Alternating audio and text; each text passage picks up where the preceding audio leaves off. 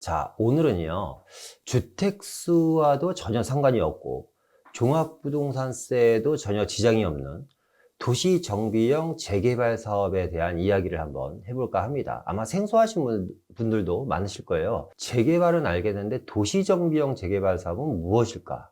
그런데 주택수에도 상관이 없고, 종합부동산세에도 상관이 없다고 하는데, 이런 재개발 사업이 있나? 특히나 요즘 말도 많고 탈도 많은 권리산정 기준일과도 전혀 무관한 재개발 사업입니다. 오늘은 그래서 도시정비형 재개발 사업에 대한 이야기를 한번 해볼까 합니다. 도시정비형 재개발 사업은요, 중심상업지에서 이루어지는 재개발 사업입니다. 자, 지금부터 그러면 자세한 설명 들어가 보도록 하겠습니다.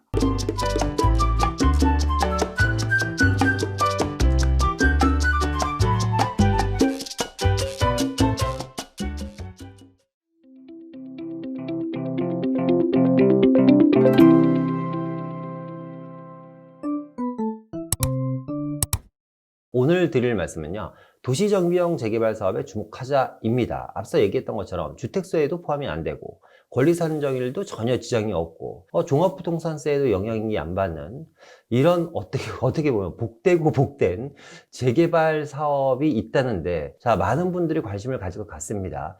도시정비형 재개발 사업은요, 앞서 얘기했던 것처럼 중심상업지라든가 상업지역 등에서 이루어지는 재개발 사업인데요, 어떤 사업인지 하나하나 알아가 보도록 하겠습니다. 자, 첫 번째 말씀드릴 내용은요, 도시정비형 재개발 사업은 무엇인가 라는 내용입니다. 자, 일단은 상업지역이라든가 공업지역 등에서 토지의 효율적 이용과 도심 또는 부도심 지역의 도심기능 회복이 필요한 지역에서 도시환경을 개선하기 위해서 시행하는 사업입니다. 정리해드리면 상업지역이나 공업지역 등 이런 지역들은 어디에 있어요? 보통 도심이라든가 부도심에 있잖아요. 이런 도심이나 부도심 지역에 노후되고 낙후된 지역에 도시기능을 회복하기 위해서, 도시환경을 개선하기 위해서 시행되는 사업입니다. 자, 이번에는요, 대상구역에 대해서 알아보도록 하겠습니다. 대상구역은 이제 1단계와 2단계로 나눠지는데요. 자, 첫 번째는요, 정비예정구역 지정 검토 범역 추출입니다. 일단 용도지역상 상업지역이어야지 되고, 준주거지역이어야지 되고, 준공업지역을 대상으로 추출하는데요. 용도지역 상향 예정지역을 포함합니다. 그러니까 무슨 얘기냐면 2종이나 3종 주거지역에서 요즘 용적률이라든가 아니면 용도지역 상향을 많이 시켜준다고 하잖아요, 서울시에서. 용도지역상 도시지역 안에 있어야지 되고, 상업지역이나 준주거지역, 준공업지역 대상으로 추출하는데요. 중요한 얘기가 나오죠. 2030 도시기본계획상 지구중심지 이상 지역에 대해서 역중심 반경 500m 내외 인접한 지구단위계획구역에 포함되는 지역을 대상으로 추출합니다. 그러니까 2030 서울 도시기본계획은 뭐예요? 3도심으로 만들어져 있잖아요. 도심과 영등포, 여의도 3도심입니다. 이 3도심 위주의 어떻게 보면 개발을 진행하는 게 이 중심상업지역에 대한 재개발입니다. 이 도시기본계획상 역중심 반경 500m 이내에 인접한 지구단위 계획에 포함되는 지역을 추출한다고 하니까, 제가 영상을 통해서 이런 얘기 많이 드렸을 거예요. 토지 이용 계획 확인하다 보면 지구단위 계획 구역이라고 지정되어 있는 곳이 많을 것이다. 그런데 이 지구단위 계획 구역들은 의미 없이 지정한 곳이 아니라 지금 당장 개발은 아니더라도 여러 가지 이슈라든가 호재거리가 숨겨져 있는 지역들이 사실상 지구단위 계획 구역이다. 그래서 그런 지역들을 눈여겨보라고 말씀드렸는데, 이런 2030 도시기본계획상 지구 중심 지역 안에 있는 역중심 반경 500m 이내에 지구단위 계획 구역들이 어떻게 보면 그 대상 지역이라고 얘기할 수 있겠습니다. 그 다음에는요, 다음 중 두 가지 이상을 만족하는 지역이어야지 됩니다. 첫 번째, 노후도죠, 노후도. 노후도는 30년 이상 된 건축물 경과 비율이 약 30% 이상 지역 있어야지 되고, 과소 필지 150m 제곱 미만 필지가 약 40% 정도 있어야지 됩니다. 또 저밀도 이용이 있어야지 됩니다. 2층 이하 건축물이 50% 이상이 있어야지 됩니다. 그러니까 무슨 얘기냐면 분명히 상업지역을 개발한다고 얘기했잖아요. 상업지역을 개발하는데 이 상업지역 안에서 노후도가 30년 이상 나와야지 되고, 건축물이 노후도 30년 이상 건축물이 약 30% 이상 있어야지 되고, 150m 미만 필지니까 약 45평 정도 되는 겁니다. 45평 미만 필지가 약 40% 이상이어야지 되고, 그리고 2층 이하 건축물이 50% 이상이어야지 된다.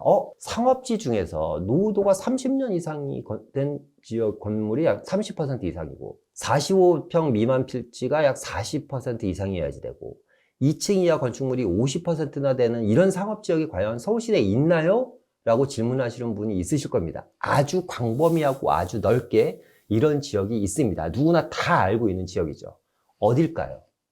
눈치 빠르신 분들은 맞히셨을 수도 있는데 바로 서울 구도심 사대문 안에 있는 상업지역입니다. 행정구역상 종로구와 중구가 여기에 속하죠. 대표적으로 뭐 종로라든가 을지로, 충무로, 동대문 주변이라든가 광화문 인접지역이라든가 서울역 주변 지역, 이런 지역들이 말씀드렸던 것처럼 상업지역이면서 30년 이상 건축물이 30% 이상이고 45평 미만 토지들이 약 40% 이상이고 2층 이하 건축물이 50% 이상인 지역이 바로 서울 이 구도심이라는 지역입니다. 그러니까 여러분들은 어디에 관심 가지셔야지 돼요? 네, 정답 미리 나와 있죠. 서울 구도심에 관심을 가져야지 된다. 자, 지정검토 기준 두 번째는요. 10년 이내 건축물 비율이 15% 이상인 기초 블록 단위는 제외한다고 합니다. 그런데 앞서 얘기한 지역은 10년 이내 신축 건축물이 15%도 안 되는 지역들입니다. 이 지역들의 노후도, 앞서 얘기한 종로구라든가 중구 대부분의 노후도는 30년 이상 경과된 건축물이 30% 이상이 아니고요. 50년 이상 된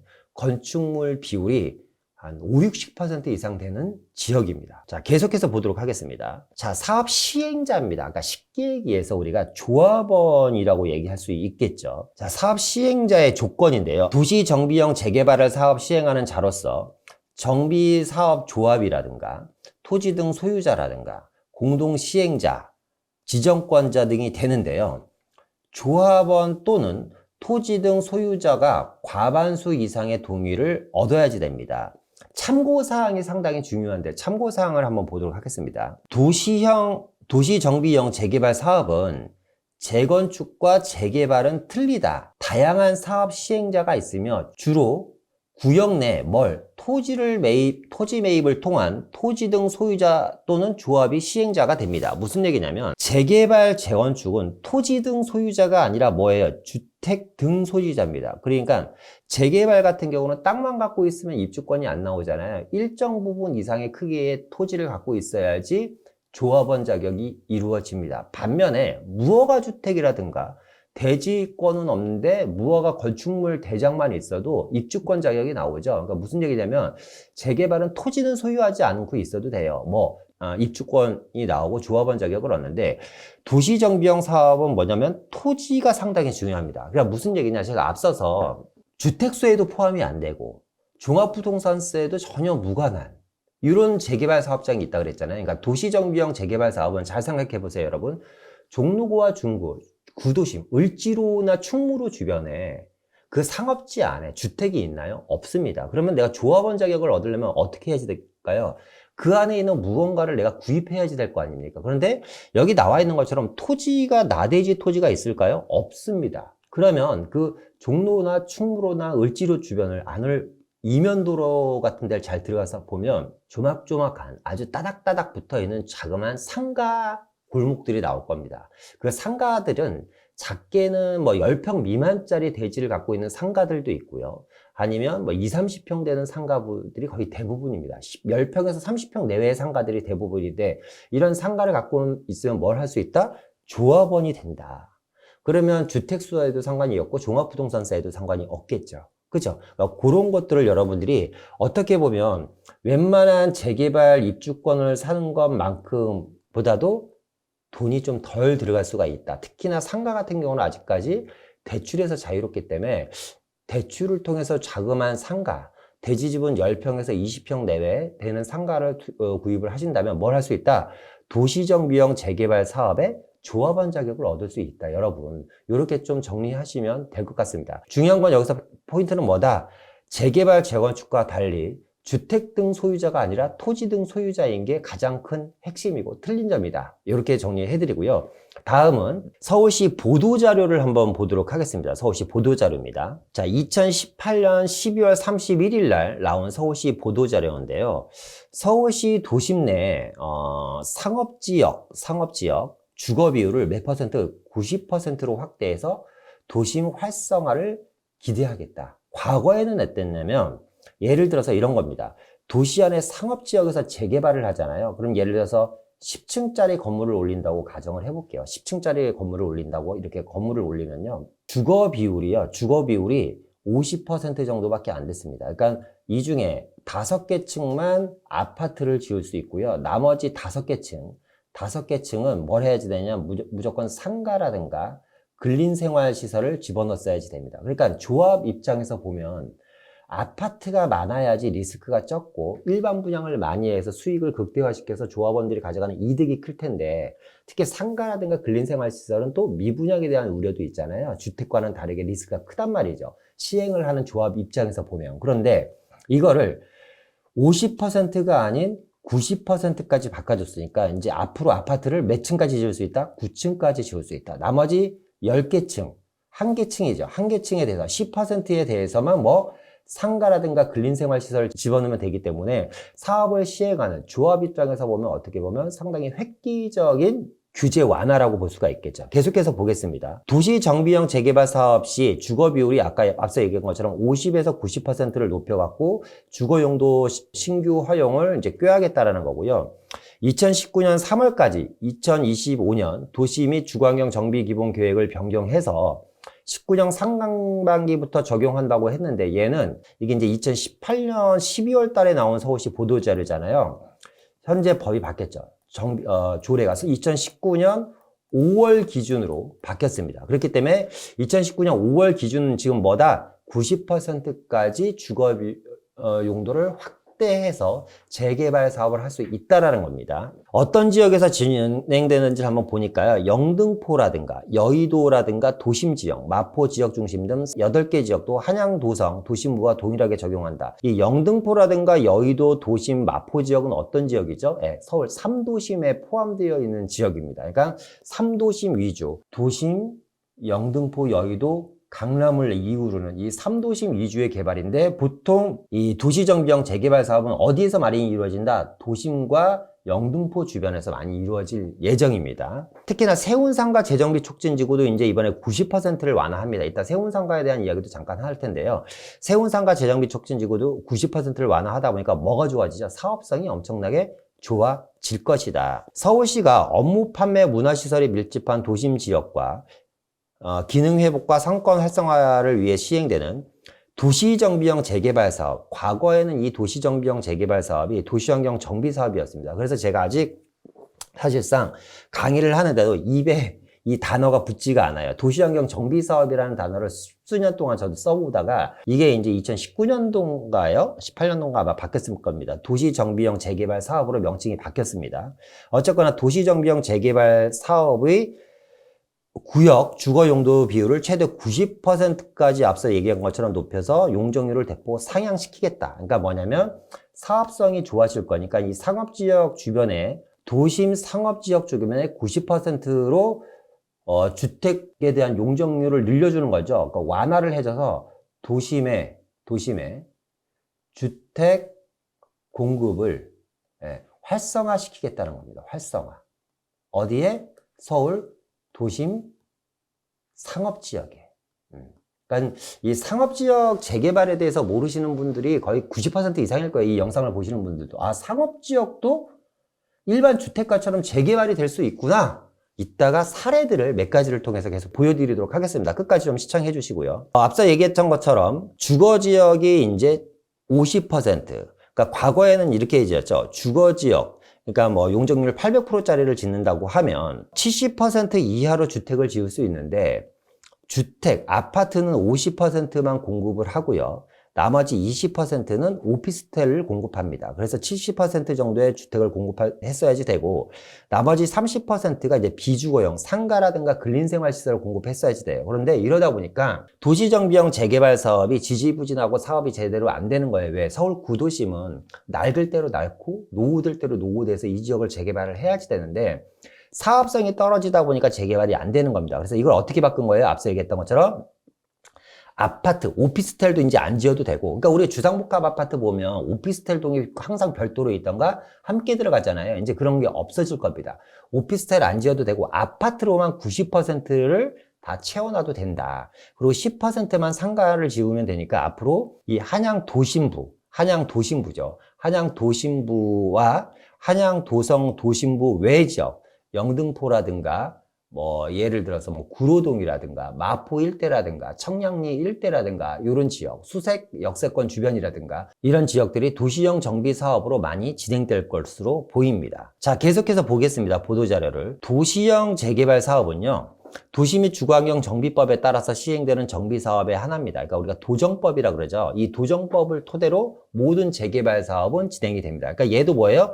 도시 정비와 결론은 재개발 사업이에요. 다만 틀린 건 뭐냐? 상업지에서 진행되는 재개발 사업이라는 거. 그거 하나가 틀린 겁니다. 이 도시 및 주거환경 정비법에 따라 시행되는 정비사업의 하나다. 정비사업의 하나입니다. 노후불량 건축물이 대상이라는 점에서 뭐랑 똑같다? 주택 재개발 재건축 사업과 똑같다. 그러니까 노후불량 건축물을 멸실하고 아파트를 짓는 방식에 대해서는 주택 재개발과 유사하지만 대상 지역이 뭐? 상업지역 위주라는 점이 틀린 겁니다. 주택 재개발과 재건축 사업은 뭐예요? 주거지역에 대한 개발로 인해서 아파트를 공급하는 거고, 도시정비형 재개발 사업은 뭐예요? 상업지역에다가 아파트를 공급하는 게 도시정비형 재개발 사업이다. 서울시는 이를 위해서 2025년 서울시 도시 및 주거환경 정비 기본계획 변경을 3월까지 변경하겠다고 했는데 앞서 얘기했죠. 5월 달에 변경이 끝났고 내년 상반기부터 도심 지역 내 주택 공급을 본격화하겠다. 내년 상반기라는 건 이제 2019년 상반기를 얘기하는 겁니다. 실제로 2019년 이후에 많은 지역들이 지금 진행이 되고 있습니다. 그것도 이따가 몇 가지 사례를 통해서 계속 말씀드리도록 하겠습니다. 3년간 한시적으로 운영해서 도심 내 주택 공급을 집중하고 사업 효과를 모니터링해 연장 운행하겠다. 제가 봤을 때 3년간 한시적으로 운영한다고 하는데 앞으로 연장될 가능성이 저는 거의 100%다. 100%랍니다. 지금처럼 서울시뿐만 아니라 대선 주자들도 앞서서 얘기하고 이번 정부도 어디에 서울에 주택 공급을 활성화시키기 위해서 이렇게 혈안이 되어 있는데 이거를 3년간 한시적으로 운영을 할까요? 저는 그렇지 않다고 봅니다. 앞으로 연장 운영을 하는데 저는 100%가 될 거라고 생각되고요. 앞으로 계속해서 아마 진행되지 않을까라는 생각이 듭니다. 어쨌거나 정리를 해보면 도시 및 주거환경 정비법에 의한 재개발 사업 중에 하나다. 다만 주거지 개발이 아니라 상업지역 개발이고 2025 서울 도시 및 주거환경 정비 기본계획에 대한 법안 변경이 2019년 5월 달에 돼서 이미 시행 중이다라는 내용입니다. 자, 또 하나는요, 이 상업지역 재개발 사업 방식 중에서요, 도시정비형 재개발 사업만 있는 건 아닙니다. 또 뭐가 있냐면, 주택 재개발 사업과 결합해서 하는 도시정비 사업이 있죠. 그게 뭐냐면, 재정비 촉진지구 사업입니다. 참, 재개발 사업이 여러분들 상당히 많죠? 생전 처음 들어보시는 분도 계실 거예요. 무슨 재개발하면 뭐, 이름도 용어도 다양하고 복잡해요. 공공재개발, 3080 재개발, 신속통합 재개발, 공공주도형 재개발, 지금 또 공부하니까 뭐 재정비 촉진지구도 있다고 하고, 도시정비형 재개발 사업도 있다고 하고, 참 재개발 사업이 많죠. 그러니까 여러분들 뭘 하셔야지 돼요? 공부하셔야지 됩니다. 끊임없이 공부를 하셔야지 돼요. 공부를 하시다 보면 틈새가 보여요. 그 틈새로 여러분들이 들어가셔야지 됩니다. 그 틈새로 들어가시는 순간, 광활한 밝은 빛이 보일 겁니다, 여러분. 그리고 여태까지 보이지 않았던 여러 가지 시장이 보일 거고요. 그 안에서 여러분들이 부의 계단으로 올라가는 어떻게 보면 그 희망 같은 안내 역할을 할 수 있는 그런 나침반이 되지 않을까라는 생각이 듭니다. 어쨌거나 아까 도시정비형 재개발 방식 말고 재정비 촉진지구도 있대요. 이 재정비 촉진지구도 운영 방침을 변경해서 똑같이 90%까지 주거지 비율을 확대해 나가겠다. 이와 함께 주택 재개발 재건축과 도시정비형 재개발 사업이 동시에 이루어지는 재정비 촉진지구. 이 재정비 촉진지구는 뭐예요? 주택 재개발 재건축 사업도 이루어지지만 상업지 개발인 도시형 재개발 사업이 함께 복합적으로 이루어지는 게 재정비 촉진지구라는 사업입니다. 이 재정비 촉진지구 안, 우리가 알고 있는 재정비 촉진지구 구역이 어디 있어요? 기름동. 그죠? 지금 집장촌 개발하는 게 재정비 촉진지구입니다. 기름동 재정비 촉진지구, 청량리 개발도 재정비 촉진지구입니다. 수색 재정비 촉진지구가 있고요. 뭐 또 어디서 봉천동에도 재정비 촉진지구가 있습니다. 그러니까 재정비 촉진지구가 상당히 많아요.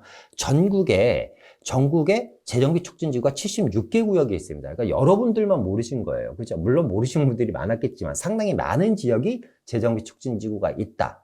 그래서 재정비 촉진지구도 90%까지 뭐 주거 비율을 확대해 주겠다는 내용이고요. 이 가운데 촉진 계획이 결정돼서 관리 처분 인가가 난 곳이 벌써 16개 구역이라고 합니다. 예. 촉진 계획이 결정이 돼서 관리 처분인가 이제 그럼 철거하고 이제 아파트 짓는 거잖아요. 76개 지역 중에 벌써 16개 구역이 이런 단계고 있고요.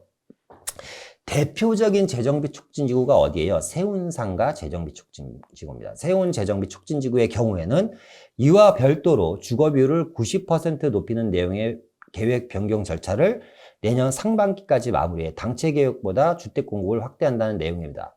그러니까 세운상가 재정비 촉진지구는 별도로 뽑아서 얘네들보다 좀 더 빨리, 그래봤자 몇 달이겠지만 조금이라도 빨리 진행을 해주겠다. 왜냐하면 세운 재정비 촉진지구 같은 경우는 사업이 좀 빠른 구역들은 상당히 빨리 진행되고 있습니다. 그러니까 앞서 얘기했던 것처럼 여러분 잘 생각해 보세요. 세운 상가를 여러분 한 칸을 샀어요. 10평짜리 상가 한 칸을 사면 뭘 주는 거예요? 네. 도심 한복판에. 그죠? 창경궁 조망이 가능할 것 같아요. 그게는. 그리고 잘하면 경복궁 조망도 가능하지 않을까라는 생각이 들고, 물론 창경궁 조망은 무조건 가능할 겁니다. 남산 조망도 가능할 겁니다. 그죠? 그리고 도심 한복판에 있는 그 조그만 상가 한 칸만 갖고 있으면 뭘 받을 수 있어요? 네, 아파트 조합원이 된다는 거죠. 세운 상가 그 한 칸이 뭐 면적으로 따지면 뭐 한 10평, 15평 내외일 거 아닙니까? 뭐 대지 지분이 얼마나 있을까요? 그게. 물론 이제 저밀도 개발돼서 대지 지분이 많을 수는 있겠지만 어쨌거나 예를 들어 말씀드린 겁니다. 그런데 세운 재정비 촉진지구는 가격이 엄청 비싸다. 그러니까 미리 세운 재정비 촉진지구 같은 곳을 여러분은 어떻게 선점해서 들어가셔야 됩니다. 오늘 영상을 잘 보시면 보이실 수 있다. 그런 지역들이. 자, 계속해서 서울시 보도자료를 보겠습니다. 도시형 재개발 사업이 2028년까지 8,570%를 공급하겠다라는 거고요. 도심 지역에, 그러니까 어디에 종로와 중구를 얘기하는 겁니다. 종로와 중구에 31개소를 추가로 지정을 하겠다. 31개소. 종로구와 중구에 31개 구역. 도심부 외지역, 동대문이라든가 마포, 용산, 서대문구 이 지역에 52개소를 지정을 해서 2028년까지 총 8,570호에 대한 주택을 공급할 예정이고요. 재정비 촉진지구도 2028년까지 3,460호 정도를 공급한다고 합니다. 그러니까 도합 한 13,000세대 정도니까 어마어마한 물량이죠. 2022년까지 430%를 우선 공급하고 2028년까지 3,450%가 추가 공급이 되고요. 세운상가 안에도 아파트가 약 거의 4,780세대니까 한 5,000세대 정도에 육박하는 물량이 공급이 된다고 합니다. 세운상가에도 그러면 아파트가 거의 5,000세대가 공급이 된다. 예, 여러분 모르셨죠? 그죠? 그러니까 난 이렇게 아는 게 없어서 어떡하지? 이런 고민하지 마시고요. 지금부터 알아가시면 되는 거고, 저와 함께 하시면 저희 채널과 함께 하시면 여러분 다양한 재개발에 대한 정보를 여러분들께 많이 알려드리도록 하겠습니다. 계속해서 보겠습니다. 자, 이거는 이제 좀 화려한 그림들이 많죠. 이게 어떤 내용들이냐면요. 현재 도시정비형 재개발 사업 대상지들입니다. 일단 마포 지역입니다. 첫 번째는 마포 지역이고요. 여기는 이제 마포 지역입니다. 마포 지역.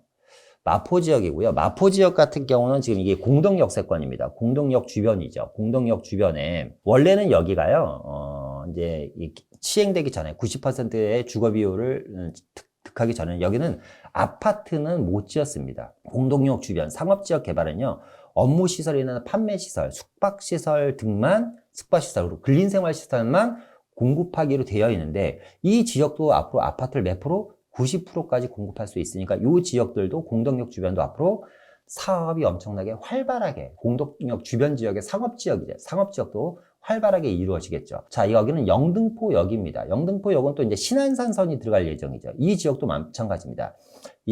영등포역 주변 상업지역들도 그냥 타임스퀘어 아래쪽 지역과 좌측 지역인데 여기는 이제 직장촌이 있었던 지역이죠, 과거에. 영등포역 주변 상업지역도요, 여기는 원래 판매시설, 업무, 문화시설, 숙박시설과 지식산업센터로만 개발하게 되어 있었습니다. 근데 여기도 이제 그러다 보니까 사업이 지지부진하고 사업이 안 되고 있었던 거예요. 그런데 여기도 이제 뭐 아파트를 90%까지 공급할 수 있다. 사업 진행이 잘 되겠죠. 앞서 얘기한 것처럼 마포 주변 상업지역이라든가 영등포 주변 상업지역, 물론 영등포 지역 여기는 소액 투자가 가능했을 수도 있습니다. 작은 자그마한 건물이 있었어. 근데 여기는 좀 힘들었을 거예요. 마포 같은 경우는 어떻게 보면 소액 투자할 수 있는 공간이 많지는 않다. 근데 이따 말씀드릴 지역은 아주 광활하게 어마어마하게 많이 분포되어 있다. 그런 지역에 들어가시면 됩니다. 자, 이번에 용산 지역입니다. 용산 지역이면 이제 여기가 용산역이고 이 위쪽이 삼각지역이잖아요. 그러니까 용산역 주변 지역과 삼각지연 주변 지역 그리고 남영역 주변 지역도 이제 상업지로 이제 종상할 예정이고 종상향이 이미 되어 있거나 상업지역인 지역입니다. 이 지역도요,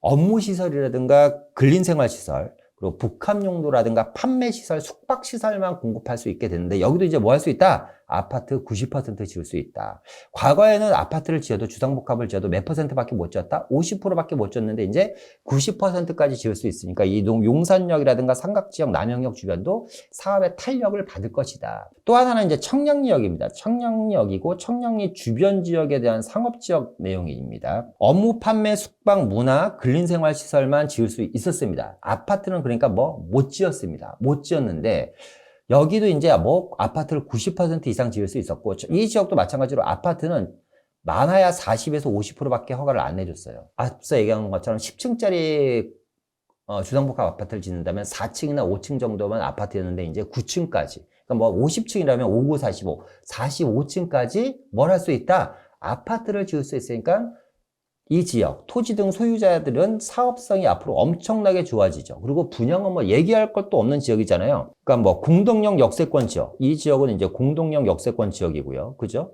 그리고 또 하나는 이제 뭐 영등포 역세권 지역이라든가, 그리고 이제 용산역이라든가 삼각지역이라든가 남영역 주변, 청량리역 주변 지역, 뭐 이런 지역들은 얘기 하나 많아인 지역들입니다. 계속해서 보도록 하겠습니다. 이번에는 이제 가산역 주변입니다. 가산역 주변. 보시면 그러니까 구로 쪽이죠. 여기 이제 구로 디지털 단지역이 있고 이제 신안산선이 이렇게 지나가잖아요. 신안산선이 들어가는 더블 역세권인 지역이고 여기가 이제 뭐예요?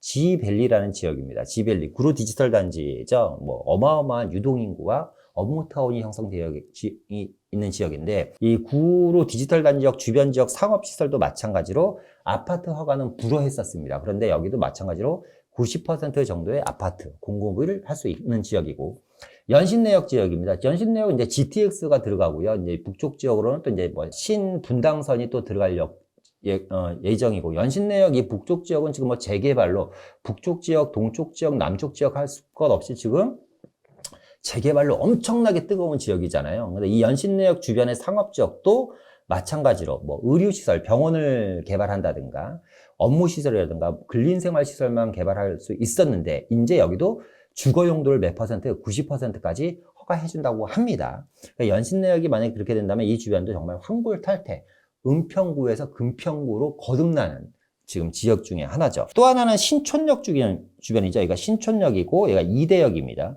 신촌역 주변 상업지역도 마찬가지로 주거시설에 대해서 상당히 보수적이고 소극적으로 서울시에서 일관해 왔었는데 이번에 이제 다 그게 풀리면서 주택을 공급할 수 있다. 봉천역이 아니라 이제 서울대역 주변 지역 이 지역들도 상업지역에서 업무 판매라든가 문화 집회시설 위주의 개발만 허용이 됐었는데 여기도 이제 뭘 지을 수 있다? 아파트를 지을 수 있다. 그러니까 서울시내 상업지 안에 이렇게 고밀도 개발, 최소 35층에서 50층까지 이루는 고밀도 개발로 이런 식으로 개발이 계속해서 이루어진다면 주택 공급에는 당연히 긍정적인 효과가 있을 겁니다. 다음에 볼 거는 세운 재정비 촉진지구입니다. 앞서 한번 얘기했었죠. 세운 재정비 촉진지구고요. 세운 상가가 있고요. 여기 이제 가운데로 청계천이 이렇게 흘러가고 있죠. 세운 상가가 있습니다. 이 아래쪽은 여기가 이제 창경궁이죠. 뒤쪽은 이제 창경궁이고 보면 이 앞쪽에는 이제 남산이 이렇게 있는 거잖아요. 남산이 이쪽으로 이렇게 있는 지역입니다. 일단은 여기는 2구역이고요. 여기가 이제 3구역.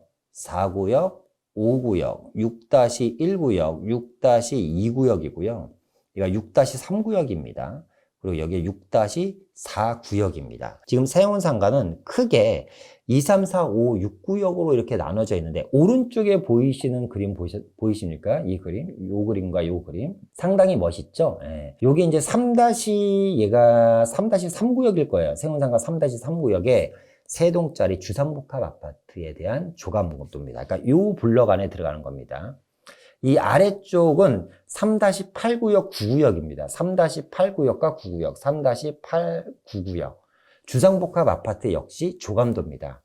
이 세운상가에는 이 3구역에는 총 3,000세대 정도, 엄청나죠? 3,000세대 정도의 주상복합 아파트가 들어갈 예정입니다. 앞서 얘기했던 것처럼 과연 상업지 내 재개발이 진행이 될까? 이렇게 만약에 의구심을 품으셨다면 아니면 전혀 모르셨다면 지금부터 알아가시면 되는 겁니다. 이런 식으로 지금 계속해서 재개발이 진행되고 있다. 상당히 멋지지 않습니까? 청계천변 바로 앞에다가 창경궁 조망권에다가 남산 조망권에다가. 왜냐면 지금 이 조감도에서 보시는 것처럼 세운상가 주변은 다 뭐다? 앞서 얘기했잖아요. 2층짜리 건물이 50% 이상이고 노후도가 한 5, 60% 이상 나오고 접도율이 엉망진창인 동네 중에 하나가 이 바로 세운상가 주변입니다. 멀만 봐도 알 수 있어요. 여러분 잘 보세요. 이게 보일래나 모르겠는데 세운상가 주변에 이 필지도를 한번 볼까요? 필지도. 이렇게 요 블럭만 해도 필지도를 보면 엄청나게 복잡하죠. 이 블럭 필지도를 한번 보십시오. 엄청나게 복잡하죠. 접도율 엉망진창이고 과소 필지에 얘기할 것도 없이 엄청나게 많죠. 그리고 이 주변 지역, 그러니까 세운상가뿐만 아니라 사실상 이 주변 지역들도 재개발이 시급한 실정입니다. 네, 단계 한 단계씩 해 나가겠죠. 자, 이번에는 다른 지역 현장을 한번 보겠습니다. 을지로 3가입니다. 을지로 3가가 도시정비형 재개발구역 이제 6구역입니다. 조건부로 통과를 시켰어요. 이게 2020년 11월 4일자 제15차 도시계획위원회를 개최해서 통과를 시켰는데 역시 마찬가지로 오른쪽에 있는 이 그림 보면 1층, 2층, 3층 이 갤러리 멋있잖아요. 갤러리가 멋있고 여기도 주상복합 아파트를 이렇게 짓는 겁니다. 그리고 업무 판매 시설에 같이 들어가는 겁니다. 물론 을지로 한복판에 을지로 3가면 또 명동이랑도 가깝죠. 그렇죠? 명동이랑도 가깝습니다. 이런 식으로 여러분 개발이 진행되고 있다. 자, 그러면 뭐 얘기 나온 김에 지도로 을지로 3가를 한번 볼까요? 을지로 3가를 한번 봐보도록 하겠습니다. 이게 이제 을지로 3가 4가 지하철역입니다. 그러니까 이 구도심은 좋은 게 그거예요. 구도심은 만약에 어떤 게 좋냐면 상업지역 내에 이 지역들이 다 뭐예요? 지금 상업지역이잖아요. 어느 지역에 마침표를 찍더라도 사실상 어느 지역에 마침표를 찍더라도 다 지하철 반경 500m다. 어디든지 지하철 반경 500m에 다 포함이 된다라는 게 가장 큰 장점입니다. 왜? 지하철이 촘촘하게 엮여 있기 때문에. 을지로 3가의 지적도를 한번 보면은 을지로 3가의 지적도, 자, 중심상업지로 빨갛게 표시되어 있죠. 지금 요 안에서 을지로 3가 4가 쪽과 충무로역과 종로 3가역을 아우르는 요 블럭이 뭐예요? 지금 세운상가입니다. 세운상가. 여기가 지금 3구역이 요 정도쯤 되겠죠? 요 정도쯤. 여기가 이제 아파트가 3,000세대 정도 들어가는 거고요. 을지로 3가의 지적도를 한번 보면 여러분, 이제 여러분 어떠세요? 진짜 깨알 같죠? 깨알 같습니다. 깨알같이 과소필지, 맹지들도 상당히 많고요. 보시는 것처럼 진짜 요런 블럭 하나, 이 안에 있는 이런 건물 하나, 상가 하나하나 한 칸, 뭐예요? 9번, 8번, 7번, 6번, 4번, 24번지, 30번지, 27번지 할 거 없이 3번지, 18번지, 21번지 한번 안쪽을 들어가서 볼까요? 얘기 나온 김에. 이런 식으로 되어 있습니다, 여러분. 이런 식으로 되어 있는 거예요. 그러니까 여러분들이 보기에 이게 서울시 구도심 한복판인데 여러분들이 보시기에 어때요? 개발해야지 될까요? 안 해야지 될까요? 네, 개발해야죠. 뉴욕과 맨하탄 이런 데와 한번 비교를 해보십시오. 도쿄 이런 데와 한번 비교를 해보자고요. 도쿄도 지금 도시재생 사업이 난립니다. 이게 진짜 개발해야 됩니다. 그래서 이런 지역을 개발하기 위해서 어떻게 한다? 용적률, 인센티브 뿐만 아니라 주거지역 확대를 하기 위해서 아파트를 90% 이상 짓게 하겠다. 그러니까 요런 거 한 칸들이 보시면 요런 상가들, 사실이라고 말씀드리는 거예요. 이런 상가들 한 칸. 이게 딱 봐도 한 10평 내외로 보이잖아요. 대지지구는 땅이 한 10평 정도 되겠네요. 그죠? 소액으로 가능하지 않을까. 지역들의 평당 뭐 한 1억에서 한 2억 정도를 하니까 10평이면 10억이겠네. 뭐 대출을 통해서 받는다면 월세를 받아서 뭐 대출 이자를 내더라도 어쨌거나 주택수에는 포함이 안 된다. 그러니까 많은 분들이 아마 자금이 부족해서 못 하실 수도 있는데 이따가 계속해서 영상을 보시면 1억 내외 소액 투자로도 이 상업지역을 투자할 수 있는 방법에 대한 이야기를 해드릴 겁니다. 영상 끝까지 봐주시고요. 자, 계속해서 한번 보도록 하겠습니다. 을지로도 이렇게 이제 재개발이 된다. 서울시 상업지역 분포도를 한번 보면요. 서울시 상업지역 분포도를 보면 서울시 전체 면적의 한 43%가 이제 상업지로 이루어져 있고요. 보시는 것처럼 서울 구도심이 이제 상업지 면적이 가장 넓고 영등포, 여의도, 강남. 그러니까 이 세 군데가 뭐예요? 2030 도시기본계획상 3도심이죠. 3도심. 3도심에 해당되어 있고 이 3도심은 다 상업지로 이루어져 있다. 그런데 사실상 여의도 같은 경우는 사실상 거의 이 상업지 중에 거의 대부분 뭐 90% 이상이 누가 소유하고 있어요? 기업이 소유를 하고 있습니다. 강남 테일한로도 마찬가지로 거의 90%가 누가 소유하고 있어요? 기업이 소유하고 있습니다.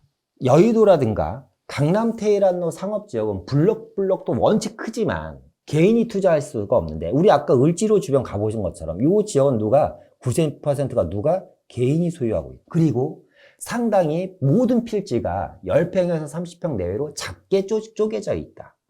그래서 반드시 개발을 해야지 되는 지역이고 앞서 얘기한 것처럼 우리가 조금만 빨리 움직인다면 그렇게 개발할 수 있는 지역을 미리 선점만 할 수 있다면 그리고 반드시 선점을 해야지 되죠.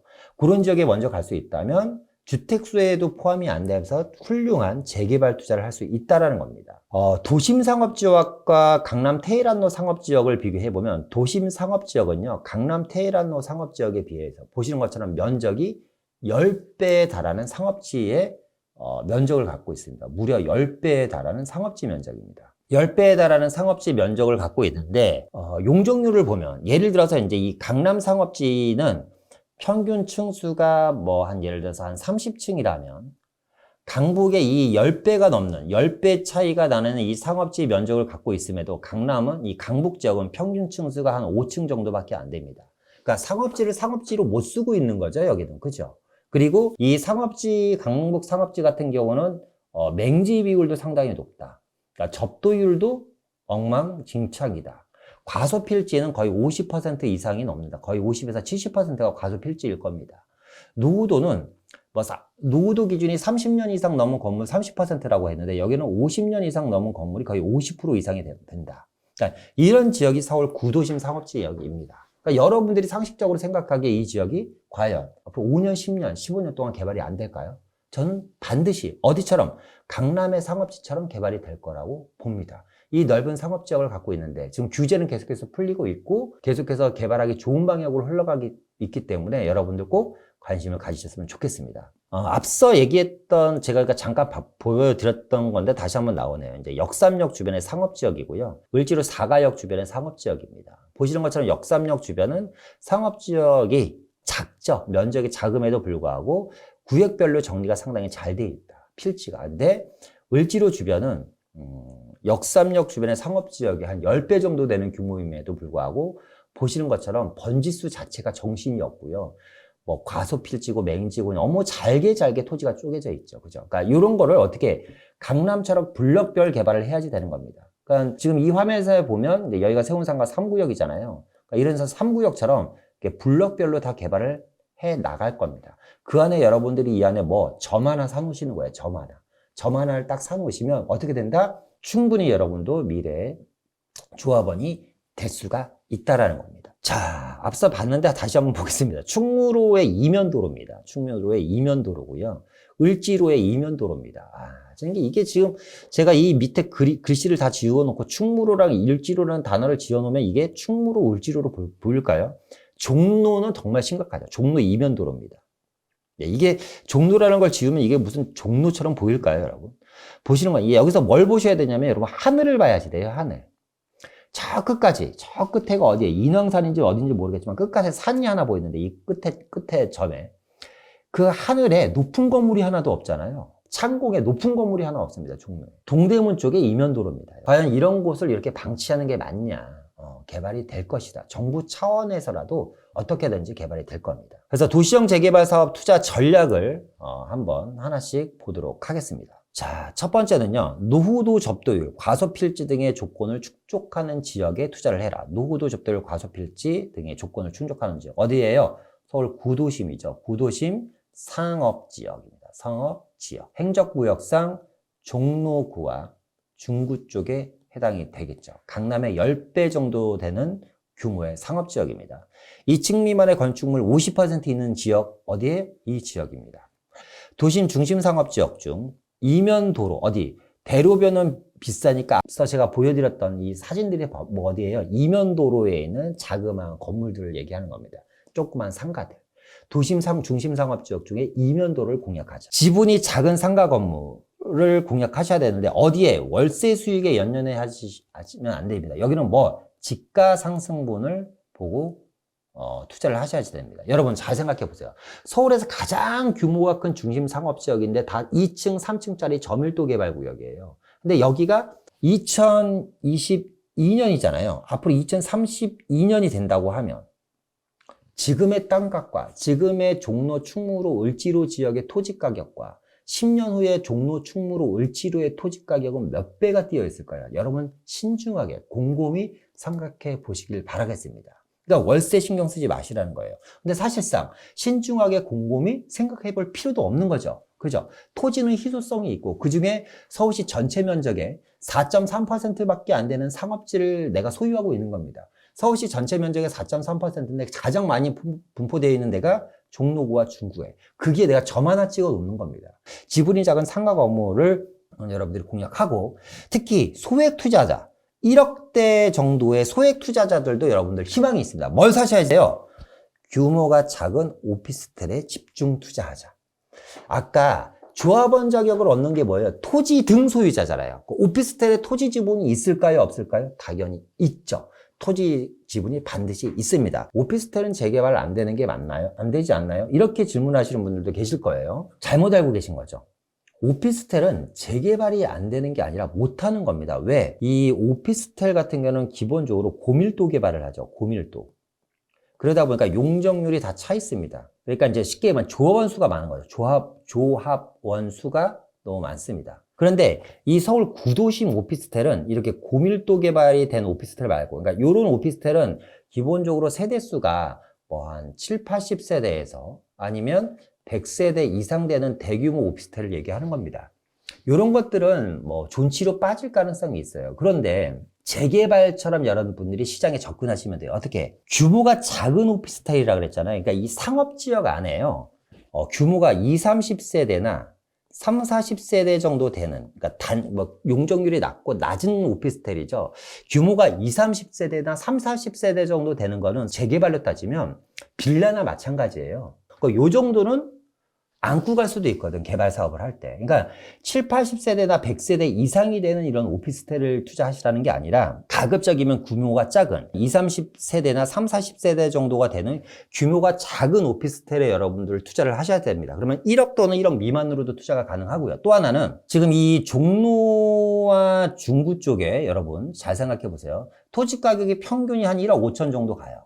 평균 1억 5천 정도 갑니다. 그럼 대지 지분 3평짜리 오피스텔만 산다고 해도 4억 5천이에요. 땅값만 4억 5천입니다. 그러면 4억 5천보다 싼 오피스텔은 내가 살 만한 가치가 충분히 있는 겁니다. 왜? 대지 지분 가격 대비 토지 가격이 저렴하니까. 그럼 건물은 공짜로 내가 갖고 있는 거예요. 특히나 땅 가격이 비싸다 보니까 이 지역은 뭐가 많냐? 원룸형 방 하나짜리 오피스텔이 거의 90%입니다. 그러니까 경쟁력이 있으려면 어떻게 사야지 돼요? 특히 이 지역들 안에서 방 2개, 투룸이라든가 3룸짜리 오피스텔을 사면 특히나 경쟁력이 있다. 가족 구성원이 살 수 있는. 서울에 최근에, 서울뿐만 아니라 수도권도 최근에 작년 1년 동안 오피스텔이 엄청나게 진짜 미친 듯이 폭발적으로 가격이 많이 뛰었잖아요. 어떤 게 뛰었죠? 원룸은 거의 안 뛰었죠.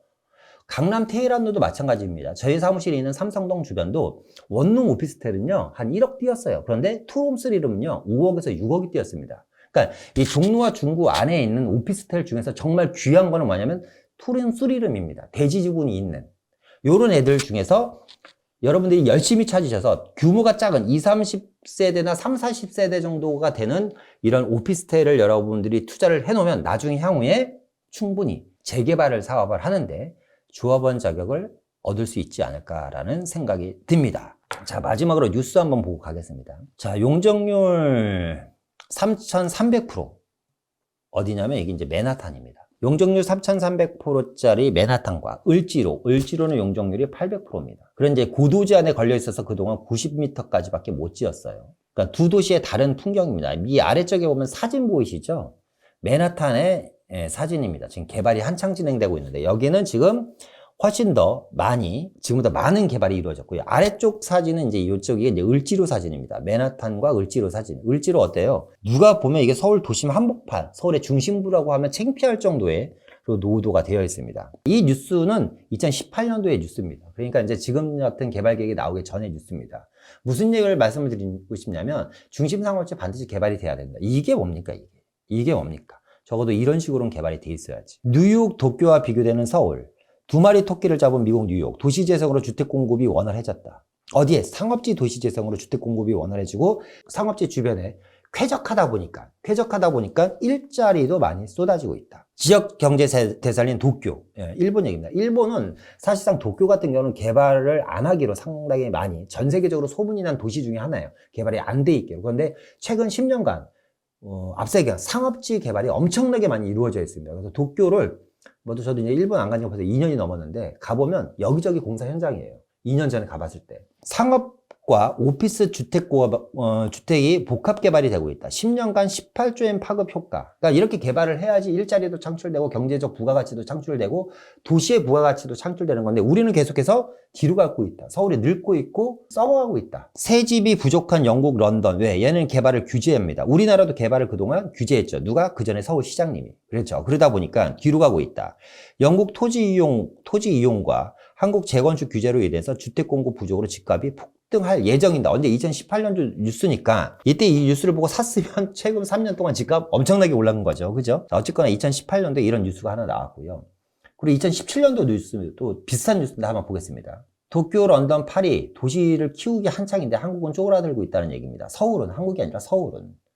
규제에 묶인 수도권은 지방보다 생산성이 떨어졌다. 규제에 묶인 서울 및 수도권이 지방보다 생산성이 많이 떨어지고 있다. 서울, 경기, 인천, 제각각 큰 그림, 못 그린 채 침체되고 있고 이게 메가시티 서울의 모습입니다. 이게 메가시티 서울의 모습. 앞서 보여드렸던 그림과 비슷하죠. 그러니까 여러분들이 오늘 영상을 통해서 좀 느끼셨길 바라요. 이 지역은 반드시 개발이 될 것이고 개발이 될 만한 충분한 가치가 있구나. 그런 걸 좀 느끼셨으면 좋겠고 마무리하겠습니다. 해답은 도심 상업지역이 있다. 앞서 얘기했던 것처럼. 그리고 변화의 중심에 있는 지역이고요.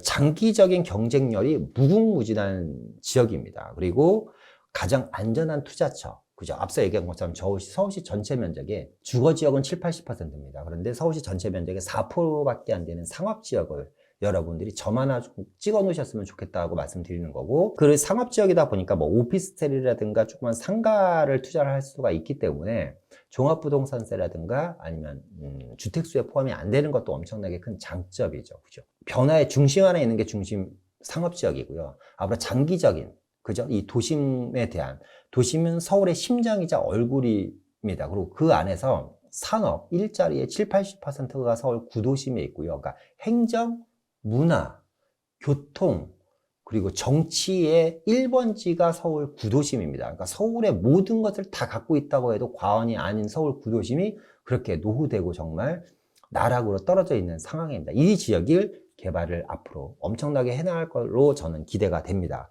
마지막으로 정말 가장 안전한 투자처가 서울 구도심이지 않을까라는 생각이 듭니다. 자, 이로써 오늘 서울 구도심에 대한 재개발 사업에 대한 이야기를 한번 같이 해보는 시간을 가졌고요. 오늘 내용이 여러분들한테 큰 도움이 되셨다면 좋아요와 구독 꼭 눌러주시고요. 알람 설정을 해놓으시면 더 많은 정보 여러분들이 빨리 받아보실 수 있으시겠죠. 그리고 궁금하신 내용이라든가 응원의 댓글 부탁드리겠습니다. 다음에 더 좋은 영상으로 여러분들 찾아뵙기로 하고요. 오늘은 이상 마치도록 하겠습니다. 감사합니다.